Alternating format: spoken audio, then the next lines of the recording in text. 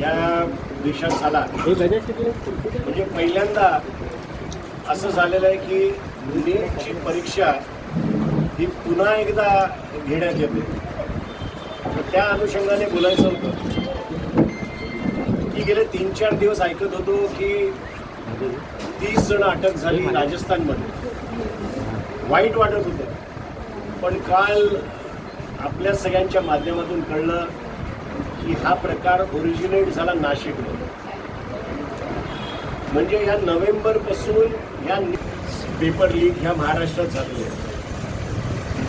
आज म्हणजे महाराष्ट्राचं बिहार होत आहे का काय अशा पद्धतीच्या एक तर नाशिकमधूनच होतं. म्हणजे नाशिकचे इतके कांड गेले 3-4 महिन्यात आपण सगळे बघताय.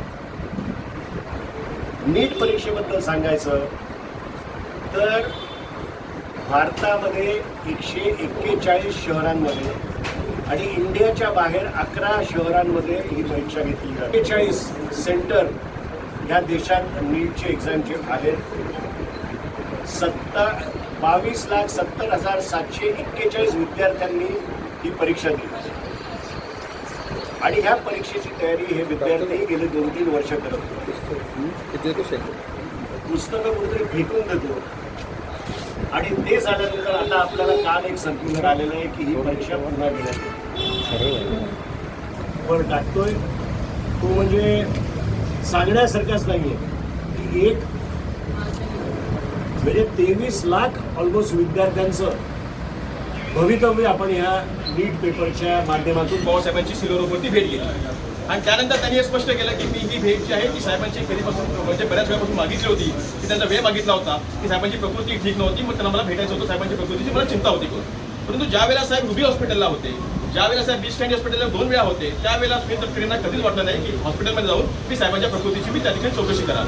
वास्तविकता अशी आहे की आमदार रोहितदादा पवार यांनी या राज्याचे उपमुख्यमंत्री आदरणीय अजितदादा पवार यांच्या दुर्घटनेमध्ये झालेल्या हत्येमध्ये निधनानंतर त्यांनी एक पत्रकार परिषद घेतली होती आणि या पत्रकार परिषदेच्या माध्यमातून VSR कंपनीवरती कुठेतरी त्या ठिकाणी दोषारोप ठेवलं होतं.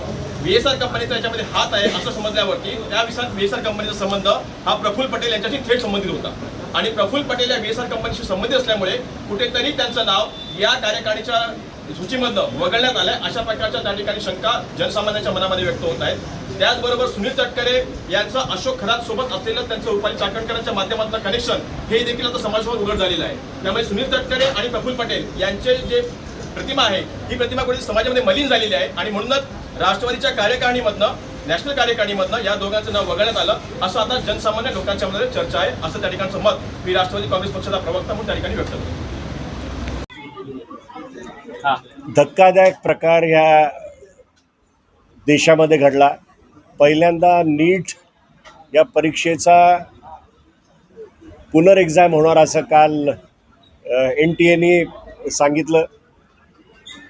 22,70,741 लोकांनी विद्यार्थ्यांनी ही परीक्षा दिली होती आणि खऱ्या अर्थाने जे इमोशनल स्ट्रेस काल त्यांना झाला की एकदा परीक्षा झाली की ते पुस्तकं बाजूला पडतात आणि 2-3 वर्षाची मेहनत कुठेतरी संपते असा एक विश्वास लोकांच्या मनात येतो. त्याला धक्का देण्याचं काम काल झालं. पालक आणि विद्यार्थी इमोशनल स्ट्रेस खाली जात आहेत.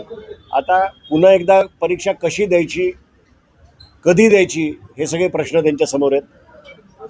ही सोपी गोष्ट नाही आहे. म्हणजे 5,541 सेंटर्समध्ये 141 सिटीजमध्ये आणि भारताच्या बाहेर 11 शहरांमध्ये ही परीक्षा घेण्यात आली. जर NTAला ही परीक्षा प्रॉपरली घेता येत नसतील आणि 2012 नंतर जर त्यांनी ते सेंट्रलाइज केलेलं असेल तर राष्ट्रवादीची ही मागणी आहे की पुन्हा एकदा पहिल्यासारखं राज्यस्तरीय एक्झाम घ्यावी आणि महाराष्ट्राने महाराष्ट्राची नीट घ्यावी, राजस्थाननी राजस्थानची नीट घ्यावी, अशा प्रकारे डिसेंट्रलाइज करा. दुसरं, या महाराष्ट्रात नोव्हेंबर नंतर आता 5व्यांदा पेपर फुटलेले आहेत. याची जबाबदारी कोणीतरी घेतली पाहिजे. माझं मुख्यमंत्र्यांना एक मी छोटा माणूस आहे त्यांना विचारायला, पण मुख्यमंत्र्यांनी स्वतः विचार केला पाहिजे की ते जेव्हा ऑपोजिशनमध्ये होते आणि अशा प्रकारचं काही झालं असतं तर त्यांनी काय मागणी केली असती, हा विचार करून त्यांनी पुढची पावलं घ्यावी. त्यांनी मुख्यमंत्रीपद त्यांचं टिकवावं, पण होम मिनिस्ट्री कोणाला तरी दुसऱ्याला द्यावी, जेणेकरून न्यायव्यवस्थेवर कोणाचं तरी लक्ष प्रामुख्याने ठेवलं जाईल. कुठेतरी साहेब नीट परीक्षेचा किंवा इतर गोष्टीचा जो कोणी मुख्य आरोपी असेल तो नाशिकच्या दिशेने येतो. नाशिक हे शहर जास्ती चर्चेमध्ये आलं. नाशिक हे आत्तापर्यंत वेगळ्या गोष्टींसाठी प्रसिद्ध होतं. नाशिक आता तुम्ही गेले 60 महिने बघितलं, तो तपोवनवरनं सुरुवात केली, भोंदू बाबांवरनं गेली, TCSचा विषय आला, मध्ये का चांगल्या पंचतारांकित हॉटेलमधल्या क्लिप्सचा आला, आणि आता शेवटचं म्हणजे पेपरफुटीचा आला. नाशिकवर लक्ष द्यायला पाहिजे. पालकमंत्री आपल्याला सगळ्यांना माहिती आहे कोण आहेत, त्यांना बाजूला करून कोणाला तरी द्यायला पाहिजे. जसं बीडमध्ये जे हत्याकांड झालं तेव्हा पालकमंत्री बदलले गेले आणि अजित पवारांसारखा खंबीर असं नेतृत्व परत पालकमंत्री म्हणून लाभलं, तसं महाजन साहेबांना बाजूला करून कोणतरी स्ट्रॉंग पालकमंत्री नाशिकला द्यायला पाहिजे आणि सगळ्या न्याय आणि व्यवस्थेकडे लक्ष दिलं पाहिजे.